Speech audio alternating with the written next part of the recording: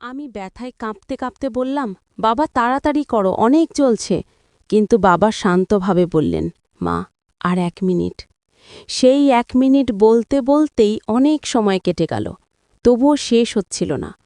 আমি ভেবেছিলাম হয়তো আর একটু সহ্য করলেই সব শেষ হয়ে যাবে, কিন্তু মিনিটগুলো যেন ঘণ্টার মতো দীর্ঘ লাগছিল।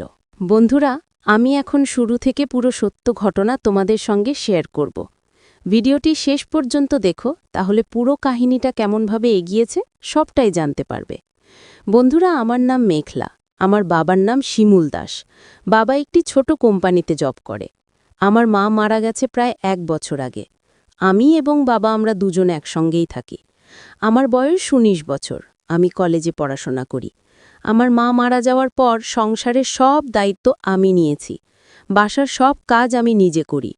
মা চলে যাওয়ার পর থেকে সংসারটা পুরোপুরি আমাদের দুইজনের কাঁধে। আমি পড়াশোনা আর ঘরের কাজ মিলিয়ে ব্যস্ত থাকি। বাবার সঙ্গে আমার ভালোভাবে তেমন দেখা হয় না। সকালে একবার দেখা হয় এবং রাতে আসার পর দেখা হয়। সকালের নাশতা আমরা দুজন একসঙ্গে করি এবং রাতেও। বাবা আলাদা একটি ঘরে ঘুমায় এবং আমি আমার ঘরে ঘুমাই। যদিও আমরা বাবা মেয়ে, কিন্তু আমাদের দূরত্বটা একটু দূরে। রাতে আমরা কখনোই একসাথে ঘুমাই না। এর কারণ হলো আমার পাড়া প্রতিবেশী সহ আমার নিজের মাসি আমাকে বলেছে যে রাতে কোনোভাবেই আমার বাবার সঙ্গে না ঘুমাতে।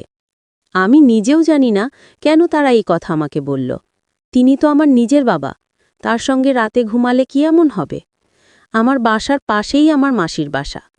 মাসির সঙ্গে দেখা হলেই মাঝে মাঝে আমাকে বলে, মেঘলা, আজকে রাতে তুই কোথায় ঘুমিয়েছিস? তখন আমি বললাম, কেন, আমার ঘরে। প্রতি রাতেই তো আমি আমার ঘরে ঘুমাই। তারপর মাসি আমাকে অনেক আদর যত্ন করল। অনেক দিন পর তার বাসাতে গিয়েছিলাম, তাই মাসি আমাকে অনেক খাবার খেতে দিল। আমি মন ভরে সেগুলো খাবার খেলাম এবং আমার মায়ের কথা মনে পড়ল। তারপর মাসির বাসা থেকে এসে বাড়িতে যেগুলো কাজ রয়েছিল সেগুলো কাজ করলাম। সন্ধ্যা পেরিয়ে রাত হয়ে গেল। তারপর বাবা অফিস থেকে আসলো। আমি খাবার টেবিলে রেডি করলাম। তারপর আমি আর বাবা সেই খাবারগুলো খেয়ে দুজনে দুজনের ঘরে ঘুমাতে গেলাম। কিন্তু ঘুমানোর পর এমন একটি কাণ্ড ঘটল যেটা আমি কখনো কল্পনাও করতে পারিনি। রাত গভীর হয়ে গিয়েছিল। হঠাৎ মনে হলো কেউ ঘরের দরজার কাছে আসছে। আমি দৃষ্টি গাম্ভীর্য নিয়ে দেখলাম, কিন্তু মনে হচ্ছিল এটা কি সত্যি আমার বাবা নাকি অন্য কেউ। আমার হৃদয়ে দ্রুত ধাক ধাক করছে। ভয় আর অজানা কৌতূহল মিশ্রিত। কেঁপে ওঠা হাত দিয়ে আমি ধীরে ধীরে দরজার দিকে তাকালাম। আমি দরজার কানের কাছে গিয়ে খুব নরমভাবে শুনতে চেষ্টা করলাম। বাইরে কারো পদচ্ছেপের শব্দ এসেছে, কিন্তু সেই পরিচিত আওয়াজ বাবার কিনা বুঝতে পারছিলাম না। হৃদয় যেন থমকে গেছে। ভয় আর কৌতূহল একসাথে মাথা চেপে ধরেছে। আমি চুপচাপ নিজের ঘরে লুকিয়ে থেকে দেখছিলাম, মনে কল্পনা ভরা প্রশ্ন ঘুরছে। এটা কি সত্যি বাবা? দরজা ধীরে ধীরে খোলা হলো। অন্ধকারের মধ্যে আমি একজনকে দাঁড়িয়ে দেখলাম। বাবার মতনই হাঁটছেন, কিন্তু মুখ ও ভঙ্গি স্পষ্ট নয়। হৃদয়টা দ্রুত ধাক ধাক করছে। ভয় আর কৌতূহল একসাথে জেঁকে বসেছে। আমি নিজেকে শান্ত রাখার চেষ্টা করছিলাম, তবে ভাবছিলাম, এটা কি সত্যি আমার বাবা নাকি অন্য কেউ? আমি ভয়ে জমে গিয়েছিলাম। অন্ধকারে দাঁড়ানো মানুষটা একেবারে বাবার মতো দেখাচ্ছিল, কিন্তু তার চোখে ছিল অদ্ভুত শূন্যতা। ধীরে ধীরে সে এগিয়ে এলো আমার দিকে। আমার কানে তখনও বাজছিল মাসির সেই সতর্কবাণী, রাতে বাবার সঙ্গে ঘুমাতে যাস না। হঠাৎ মনে হলো, এ কি সত্যি আমার বাবা নাকি অন্য কেউ তার ছদ্মবেশে? আমার বুক ধড়ফড় করতে লাগল। আমি চোখ কচলাতে কচলাতে তাকালাম। হ্যাঁ, মুখটা বাবার মতোই, কিন্তু কেন যেন তার দৃষ্টিতে ছিল অচেনা শূন্যতা, যেন সে আমার দিকে তাকাচ্ছে অথচ চিনতে পারছে না। আমি গলার স্বর শুকিয়ে গিয়ে ফিসফিস করে বললাম, বাবা, তুমি তো? কিন্তু কোনো উত্তর এলো না, শুধু ঠান্ডা বাতাস বইতে লাগল ঘরের ভেতর। আমি কিছুক্ষণ তাকিয়ে রইলাম। অন্ধকারের ভেতর দাঁড়িয়ে থাকা মানুষটার ভঙ্গি, হাঁটা আর কাঁধের ভাঁজ সবই আমার বাবার মতোই মনে হচ্ছিল। মনে হচ্ছিল যেন বাবাই আমার ঘরে এসে দাঁড়িয়ে আছেন। আমার হৃদয় তখনও দ্রুত ধকধক করছিল, কিন্তু আমি শান্ত থাকার চেষ্টা করলাম। সে ধীরে ধীরে ঘরের এক কোণে এসে দাঁড়াল না, বরং দরজার দিকে ফিরে গেল। আমি নিজের ঘরে ফিরে এলাম, দরজাটা ভেতর থেকে বন্ধ করে নিলাম এবং ধীরে ধীরে বিছানায় শুয়ে পড়লাম। ঘুম আসে কিছুটা ক্লান্তি ও বিশ্রামের কারণে। পরের দিন সকালে সূর্যের আলো জানলার ফাঁক দিয়ে পড়ছিল। ধীরে ধীরে চোখ মেলে চারপাশটা দেখলাম, সব আগের মতোই স্বাভাবিক। সকালবেলা প্রতিদিনের মতো আমরা নাস্তার জন্য টেবিলে বসলাম। বাবা এবং আমি একসঙ্গে সকালের নাস্তা করলাম। বাবা হেসে বললেন, কেমন রাত হলো? আর আমি হালকা হাসি দিয়ে জবাব দিলাম। মনে হচ্ছিল বাবার কোনো অস্বাভাবিকতার ছাপ নেই, সবকিছু ঠিক যেমন আগের দিনগুলোতে হতো। নাস্তা শেষ হতেই বাবা অফিসের জন্য প্রস্তুতি নিতে শুরু করলেন। তিনি আমার সঙ্গে কথা বললেন স্বাভাবিকভাবেই, যেন গতরাতের ঘটনা তিনি জানেন না। কিন্তু আমার মন তখন অন্যদিকে ঘুরপাক খাচ্ছিল। ভাবছিলাম, ওটা কি সত্যি আমার বাবা ছিল নাকি অন্য কেউ? কেন যেন রাতের দৃশ্য বারবার মনে আসছে। তবে যত ভাবলেও এখন সেই প্রশ্ন নিয়ে সময় নষ্ট করার কোনো মানে নেই। আমি ধীরে ধীরে নিজের কাজ শুরু করলাম। বাড়িতে অনেক কাজ অপেক্ষা করছে, ঘরের পরিষ্কার পরিচ্ছন্নতা, কাপড়ের কাজ, রান্নার কিছু বাকি কাজ। কাজগুলোর মধ্যে মনোযোগ দিয়ে এগোতে চেষ্টা করলাম।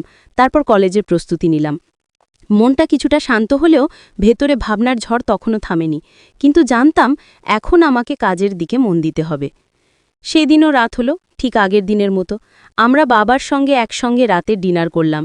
টেবিলে আলোয় ছড়িয়ে পড়া নরম উষ্ণতা, ছোট ছোট কথোপকথন, সবই স্বাভাবিক মনে হচ্ছিল।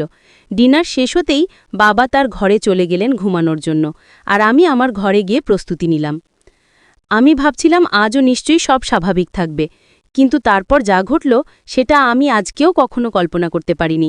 এমন কিছুই হবে তা আমার মাথায় কোনো কোণে ধারণা ছিল না।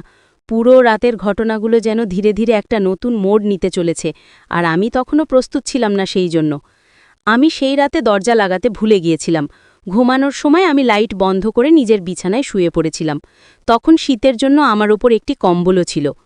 গভীর ঘুমে থাকা অবস্থায় হঠাৎ চোখ খুলে দেখি কম্বলটি আমার শরীর থেকে সরিয়ে বিছানার একপাশে ভাঁজ হয়ে পড়ে আছে। প্রথমে একটু অবাক হলাম, মনে হলো হয়তো ঘুমের মধ্যে আমি নিজে সরিয়েছি, কিন্তু তখনও আমার মন হালকা উৎকণ্ঠায় ভরা ছিল।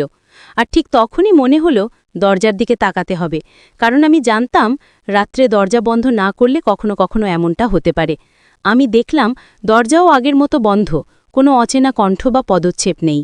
চারপাশে সবই স্বাভাবিক, শুধু কম্বলটি একপাশে ভাঁজ হয়ে থাকা এবং নিজের সামান্য আতঙ্ক আমাকে কিছুটা ভীত করছিল। আমি ধীরে ধীরে কম্বলটি নিজের উপর টেনে নিলাম এবং আবার গভীর ঘুমে চলে গেলাম। রাতের এই ছোটখাটো ঘটনা মনে থেকে গেল, যা আমাকে কিছুক্ষণ কৌতূহল এবং হালকা উৎকণ্ঠায় রেখেছিল। এই ঘটনার পর আমি নিজেকে কিছুটা অচেনা অবস্থায় পেলাম। এই ধরনের বিষয় আমার সঙ্গে আগে কখনো ঘটেনি। মনটা যেন অদ্ভুত চিন্তা ও প্রশ্নে ভরে উঠল। আমার মাসির কথা বারবার মনে পড়ছিল। সে কেন আমাকে এমনভাবে বাবার কথা বলেছিল? মনে হল এই ঘটনাগুলো এবং মাসির কথার মধ্যে হয়তো কোনো সম্পর্ক আছে। আমি ঠিক করলাম এ বিষয়টি এভাবে না ভেবে সত্যি সত্যিই খুঁজে দেখা দরকার। কি ঘটেছে, কেন ঘটেছে, আর এর সঙ্গে বাবার কি কোনো সম্পর্ক আছে, সব কিছু পরিষ্কার করতে হবে। সেই ভাবনা মাথায় রেখে আমি সিদ্ধান্ত নিলাম এখনই খুঁজে দেখতে হবে সত্যি কি ঘটেছে আর কেন ঘটেছে। মনটা তখনও অস্থির, কিন্তু এক ধরনের দৃঢ় সংকল্প তৈরি হয়েছিল। শুধু নিজে চিন্তা করা যথেষ্ট নয়, আমি চাইছিলাম কারো সঙ্গে আলোচনা করি, যাতে বিষয়টি আরও পরিষ্কারভাবে বোঝা যায়। আমি ভাবছিলাম হয়তো মাসির কথার সঙ্গে এই ঘটনা সম্পর্কিত। কেন তিনি আমাকে আগেই সতর্ক করেছিলেন? এমনকি এমন ছোটখাটো সতর্কতাও কি সত্যিই গুরুত্বপূর্ণ হতে পারে? এই প্রশ্নগুলো মন থেকে বের হচ্ছিল না। আমি ঠিক করলাম আগে একটু ধৈর্য ধরে নিজের দৈনন্দিন কাজ শেষ করি।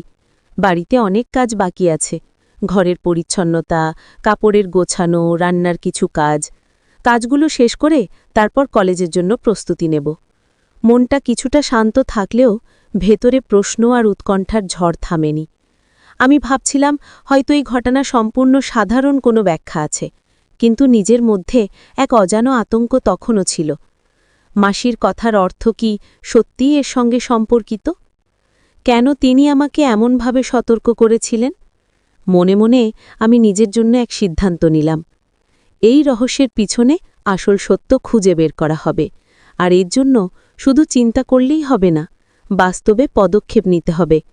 এখন আমার কাজ হলো প্রথমে প্রতিদিনের দায়িত্ব ও কাজগুলো সম্পন্ন করা, তারপর ধীরে ধীরে এই সব প্রশ্নের উত্তর খুঁজে বের করা। আমি বাড়ির কাজগুলো শুরু করলাম, মনকে ব্যস্ত রেখে ভয়ে উৎপান্থাকে সামলানোর চেষ্টা করলাম। দিনের আলো পড়ার সাথে সাথে কলেজের প্রস্তুতি নিলাম। যদিও ভিতরে ভাবনার ঢেউ তখনও থামেনি, কিন্তু আমি জানতাম প্রথমে কাজ শেষ, তারপর রহস্যের উত্তর খোঁজা হবে। এভাবে আবারও রাত হল। ঘরের অন্ধকার নেমে এলো, আর আমি নিজেকে প্রস্তুত করলাম আসল ঘটনাটি জানার জন্য। মনে মনে বলছিলাম, আজকে আমি অবশ্যই জানতে চাই আমার সঙ্গে কি ঘটছে। ওটা কি সত্যিই আমার বাবা, নাকি অন্য কেউ বাবার ছদ্মবেশে এসেছে? রাতের অন্ধকারে আমার এই মনোবল, আমার এই সংকল্প